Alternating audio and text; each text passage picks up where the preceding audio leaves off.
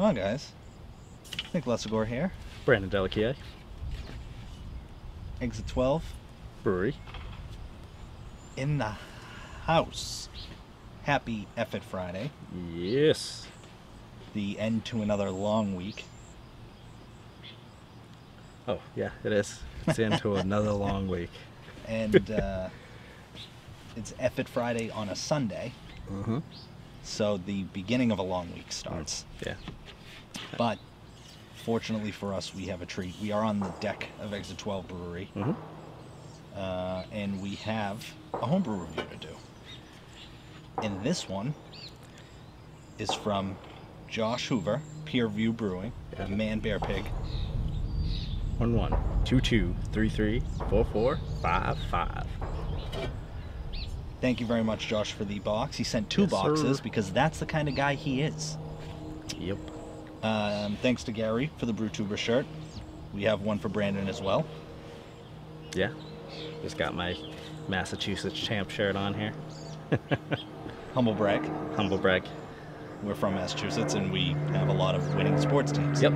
By the time you watch this, the Bruins may or may not have already, put another banner up there. We're going to say they did. Congratulations. I feel like Kevin Clements right now, because that is an airplane. Mm-hmm. Usually we don't get many of those. Though I think we're not like, airplanes do exist in Massachusetts. That's very true. We're just like, we don't get a lot of those in this parts. However, how else would you get from point A to point B? So today we have from Josh a Pineapple Coconut IPA. Coconut. That's right, you gotta baby. say all of it, all the syllables. 6.2%. I love the painter's tape. Mm-hmm. If you wouldn't mind popping that little ditty open. Of course. It's an IPA that I think he may have hopped with Galaxy and Citra, just like he did the Coconut IPA that we reviewed. That came in the Traveling Growler. So this one I'm really pumped about. Had a nice little hiss to it as Brandon gets ready to pour it. I think it's a very similar grain bill as well. I think he just added pineapple to it. Along with the coconut, so I am expecting it very similar coloring. I am expecting it to be a little on the sweeter end with the pineapple. Very interested to see how we added the pineapple. We're going all kids in the pool. All the kids in the pool. He keg conditioned this. So very, very similar coloring to the coconut. Yeah. Yeah. Coloring's good. Half finger head. Yep. Same thing, little hazy, might be chill haze. No particulates, good carbonation. One thing I do like about Josh, other than the fact that he's an extremely handsome man. Yeah, he's just a good guy, all around good guy. So there's a lot of things to like. Very true. Do your one thing. The one thing I like about his beers is that the carbonation levels seem to be perfect, which is something that I find is very hard to achieve in homebrew. So yeah. I think the carbonation levels are phenomenal. Very, very, very good carbonation. Mm-hmm. Yep. Yeah, you talked about the head. Lacing's also very good on this. Got a really nice golden color that I was mentioning. I think the C30 brings a really nice gold color to it. Very, white head. A very white head. Funny. Yeah, I mean, let's get an old nose on that bad boy. Oh, that's interesting. So I feel like I'm getting a little bit more of the coconut on this than I did on the previous, just the regular coconut IPA. But I do get a hint of sweetness at the end that I didn't get. Yeah, I think that might be the pineapple. Yeah, I'm definitely smelling the coconut a lot more on this one. And I'm smelling that pineapple more and more. I think the more I smell it, the more that pineapple comes through. And I really like a really nice pineapple sweetness smell. Yeah, and the same thing with the yeast. I am getting slight pepper probably. I'm almost getting like a fresh crushed grain. Almost like when you're mashing in, that smell when you're mashing in. Yeah, that's actually, I can get that. Like a really gristy grain, like a really, almost like eating like peanut butter that's not smooth, like with chunky peanut butter almost. Yeah, sure. like that really gristy. Yeah, chunky. You got it. Chunky peanut butter. It doesn't smell like peanut butter. Yeah, it's very interesting. Maybe like a nutty quality, tiny bit. I don't know. Yeah, there's definitely something there that I just can't pick up. Yeah, it's really tough to describe, and I don't know if it's. I could be way off, but it could be like that farmhousey that you mentioned. Yeah. The peppery, maybe like spicy. You know, spicy. I think it could be a good. Yeah, way to put that's sort of what I'm getting. This didn't have the hops on there, but I am assuming that it is Citra and Galaxy again. I get very similar characteristics with this. Sure. Yeah. So I think it may be. Yeah. So let's drink this bad boy. Cannot wait. Josh. Cheers, Josh. People watching. Cheers. Breno. Salute. Salud.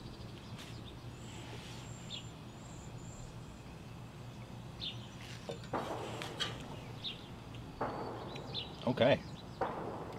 So, I do like this one a little bit better than the coconut. One sip through. I think the pineapple comes through all the way, but I also think that like hop bitterness that we were talking about that we get in some of our IPAs, I think that the sweetness from the pineapple hides that on the back end. It could very much. I don't know if this was hopped the same, dry hop the same, kettle hop the same, but this one does taste hoppier.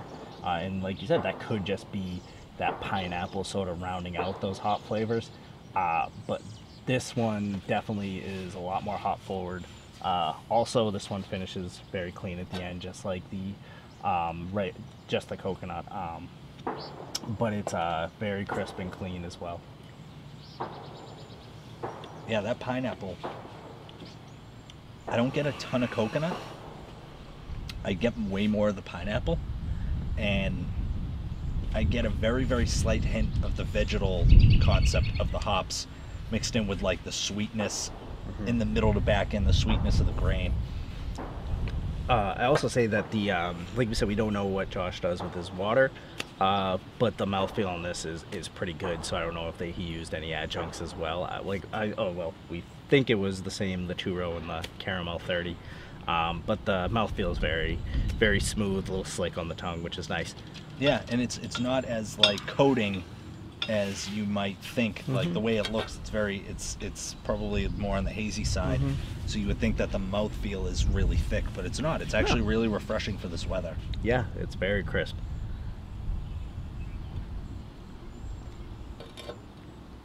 Yeah, I'm definitely getting that pineapple. That little fruity, hint at the front, which is playing really nice with the hop character. Wow, this is really good. Yeah, it's fantastic. This is a phenomenal pool beer. I can see myself drinking this by the pool. At 6.2%, it's probably a little dangerous. I'd be very interested to see what a session version of this would be like. Yeah. Because I think a session version of this would be just about as perfect as it gets of like a beach beer. Yeah. Something that you can hang out on the beach with and kind of sip on. Yeah, it's pretty amazing. Very well carbonated. It's making me want to use pineapple more in our beers. Yeah, for sure. It's definitely got that nice, fruit-forward flavor. Yeah, I'd be interested to see when you added it, Josh.